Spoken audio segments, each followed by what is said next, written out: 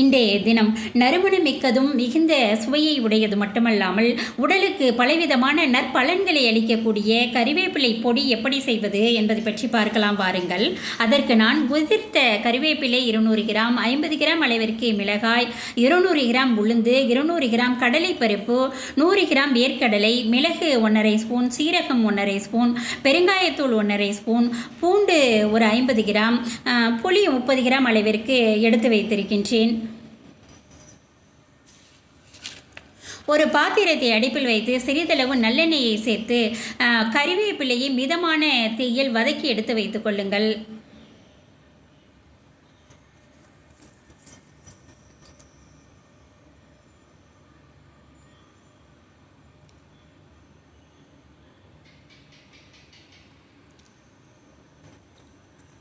மேலும் சிறிதளவு நல்லெண்ணெயை சேர்த்து மிளகாயை வறுத்து எடுத்து வைத்துக் கொள்ளவும்.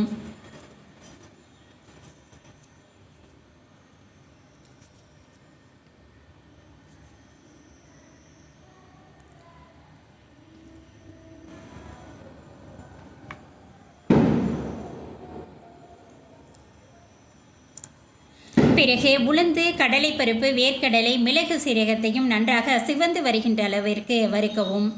தேவையான அளவிற்கு கல் உப்பையும் சேர்த்துக்கொள்ளவும்.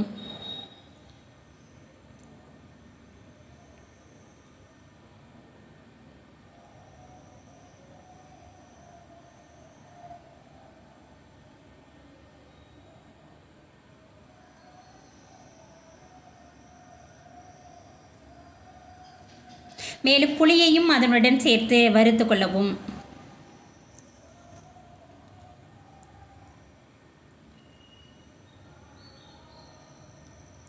இறுதியாக பூண்டு மற்றும் பெருங்காயத்தூளையும் அதனுடன் சேர்த்து கிளறவும். இப்பொழுது வறுத்தெடுத்த அனைத்து பொருட்களையும் ஒன்றாக சேர்த்து கிளறி கொள்ளவும். அளவுகளின் விகிதம் அதிகமாக இருப்பதால் மிக்ஸி ஜாரில் ஒரு 3 முறையாக அரைத்து எடுத்துக்கொள்ளவும்.